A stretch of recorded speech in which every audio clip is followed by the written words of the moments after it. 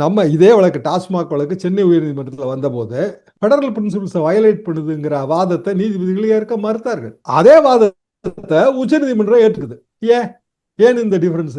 ரெண்டு ரெண்டு எல்லாருமே சீனியர் ஜட்ஜஸ் தான். இது பச்சையா தெரியுதுங்க. ஒரு அரசாங்கத்தோட நிறுவனம், அந்த அரசாங்கத்தோட நிறுவனம் மீது நடவடிக்கை எடுக்கிற முதல் உரிமை அரசாங்கத்துக்கு இருக்கு. அதை தாண்டி இன்னொரு சூப்பர் அமைப்பு உள்ள வர முடியாது அப்படிங்கிறது எல்லாருக்கும் புரியும். அப்போ பெடரல் பிரின்சிபிள்ஸ் வயலேட் ஆகுது. கூட்டாட்சி தத்துவம் வந்து அதில் அடி வாங்கி போகுது. அப்ப ஏன் சென்னை உயர்நீதிமன்றம் வந்து மாற்று கருத்தை வைக்குது? இப்ப இந்நேரத்துக்கு வந்து சென்னை உயர்நீதிமன்றத்துல தடை விதிச்சிருக்காங்க.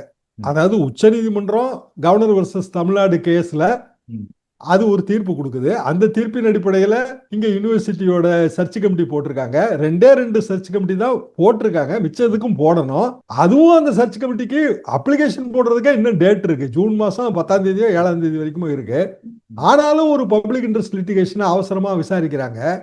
ராத்திரி 7 மணி வரைக்கும் விசாரிக்கிறாங்க. விடுமுறை கால அமர்வுங்க. நான் வழக்கறிஞரா பணியாற்றி இருக்கேன். விடுமுறை கால அமர்வுல சீரியஸ் மேட்டர் எடுத்துக்கவே மாட்டாங்க.